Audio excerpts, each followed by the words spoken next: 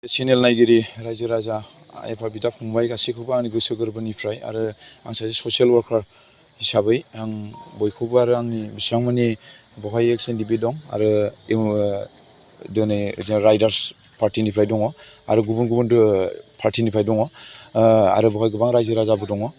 बेखौ आं बिसिनि जानानै आंनि गोसो गोरबोनिफ्राय अननाय आरो सामलायथिनो आं रायजो राजा जासिगोरनाय थाबाय। दिनै आङो मास मोननै बायदि जाबाय सिगांनिफ्रायनो बिदिनो आंनि सेंग्राफ्रा हमबाय थायोमोन खिन्थु आं मिडिया प्लेस आरो माखासे बुस्थु आं खालामनाय जायामोन अब्लाबो आं बाराद्रायनिफ्राय बारा नुनानै दिनै आङो बे खामानिखौ आं ओंखारनो गोनां जाबाय। दिनै आंनो स्पटआव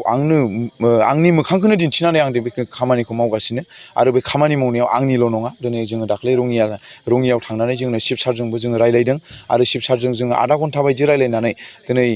शिब साराबो बुंदों नोंसिनि खामानि मावनायाव जों हेल्प दङ आरो बिसिबां मानि नोंसिनो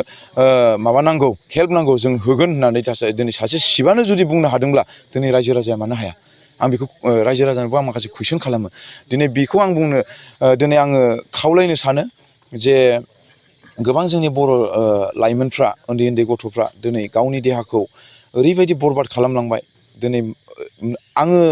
माने हमखांनायनि उनाव आं लोगो मोनोबा आंनि मेगनाव मोदै गनो ओंखारो। दिनै आंनि गोसोआव आं गाबखांनाय फैयो जे जोंनि बर' गथ'फ्रा मा देर'नि जाखो आरो मा जालांगोन दिनै जोंनि बर' माखासे लाइमोन गथ'फ्रा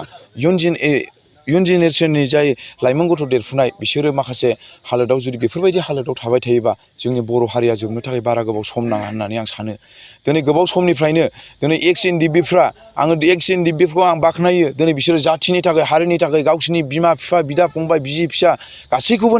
नागारनानै दिनै हाग्रा बंग्रा गावनि जिउखौ बावनानै दिनै खामानि मावनानै दिनै मोजां सुक्तियाव दिनै फैनानै आरो बेयावबो दिनै ड्राग्सनि बेलायाव दिनै जोंनि बर'खौ जुदि खोमानो लांनो सानोबा बिनि गोरोन्थिया सोरनि जागोन जोंनि बर'फोरनि जागोन। दिनै बेखौ आं खावलायनो सानो जों बयबो स्ट्रं जा दिनै आङो दाख्लै मास मोननैनि गेजेरनिफ्राय आङो खामानिखौ मावनायाव आं गोबां डिलारफोरखौ आं हमबाय दिनै बङाइगावआव दिनै एसपि डिएसपि पुलिस प्रसासननि आउटपस्टनि आरो दिनै बङाइगावनि गासैबो डिपार्टमेन्टनिफ्राय आङो सापर्ट दङ। दिनै क'क्राझार डिस्ट्रिक्टआव आं हाबनाय लोगो लोगो दिनै सासे एसपिनिफ्राय आङो मोनसे खोथा खोनानो मोनदों जे बे मानसिखौ सोर नोंसोरो हमनो थाखाय अर्डार होआ बे कुइसन फैदों। दिनै बियो सोर एसपिआ सोर एसपिआ बेवहाय मानि थाखाय थाफैदों जों पाब्लिकनि थाखाय थाफैयाखैबा बे एसपिखौ गाबोननि गेजेराव दिनै जोङो आं खावलायो जोंनि बिटिआर सरकारनि चिफ सार आरो बेजों लोगोसे फेरेंगा सार आरो गोबां लिडारफोर दङ आं बिसोरखौ आं खावलायदों बे एसपिआ दिनै मानि थाखाय बे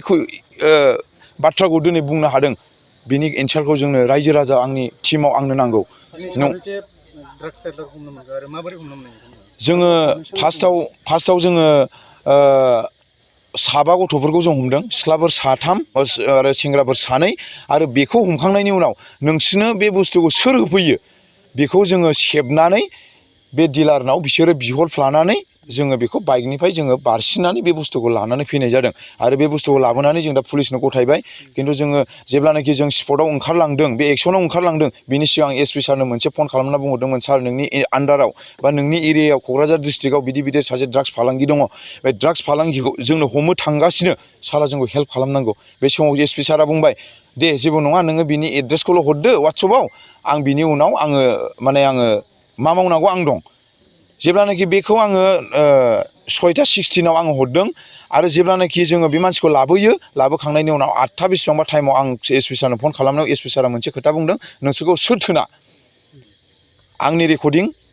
आंनि बिसिनाव कल खालामनाय आरो बिनो वाट्सएपआव आं हरनाय बेसेबां टाइमाव आं हरदोंमोन बेखौहाय आं दिन्थिजोबगोन मबाइलाव आरो एसपि सारजों आं बेखौ आं कुइसन खालामहैगोन आरो एसपि सारा जुदि माबा मोनसे बुङोबा बिनि दायथ'खौ चिफ सारमोना दायथ' लानांगौ आरो बे दायथ'खौ जुदि लायाब्ला जोङो सानगोन जोंनि बर' लिडारफ्रा जोंनि बर'खौ खोमानो थांगासिनो आरो बे खामानिखौ जुदि मावोब्ला जोंनि लोब लोब रायजोफ्रा चिफ सारमोनखौ बा जोंनि दानि बिटिआर सक्तिनि लिडारफोरखौ जों सिलुट होगोन आरो बाख्नायगोन आरो रायजो राजाफ्रा सारमोनजोंनो दङ होननानै आं सानो आरो गोसोआवहाय। जोङो बेखौ फुटकिबारि क'क्राझार डिस्ट्रिक्ट ओरै माने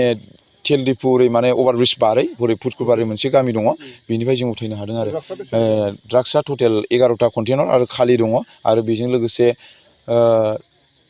थेमाफोरबो दंबावोमोन खिन्थु बियो माखासेखौ गाहरदों खमाव बेनावहाय बिहरनाया 25टामोन ओमफ्राय हमनायाव बारसिन बुरसिन जानायाव माने बियो पकेटनिफ्राय गारहरदों माइबारियाव खिन्थु नागिरबाबो मोनाखिसै। मानसियाथ' मुस्लिम जोंनि दा बर' लाइमोन गथ'फोरनो जाय गथ'फ्रा क्लास 9, 10 फरायनाय 14 बोसोर 16 बोसोर 18 बोसोर गथ'फोर दिनै नुयोबा बयबो रायजो राजाफ्रा मोखांखौ नुयोबा बयबो अनगोन, गोसोआव दुखु मोनगोन। दिनै जायनि न'खराव बिदि घटनाया जादों, जायनि फिसाया दिनै माबा मोनसे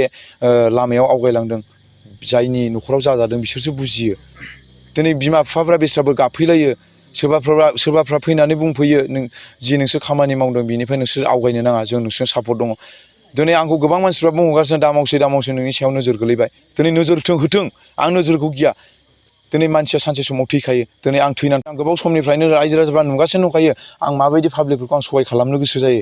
दिनै आंनि न'आवबो एफाराबनि अबस्थानि आं मानसि नङा, अब्लाबो आंनि जि सिगां 14-15 बोसोराव आं माबायदि अबस्थामोन, दिनै बे अबस्थायाव आं मानि थाखाय फैदों, बिसोर गासैबो इसोरनि अननाय। बिनि थाखायनो आं माखासेखौ गोसोआव साननानै आं गोबां रायजो राजाफोरखौ अनसायनो लुबैयो आरो आंनि बे इयुन जेनेरेसन लेभेलनि उन्दै गथ'फोरखौ आं मोजां लामायाव थांजानो लुबैयो, बेनो आरो। क'क्राझार आरो चिरां जिल्लानि रायजो राजाफोरनि थाखाय गोजोनथाव खौरां।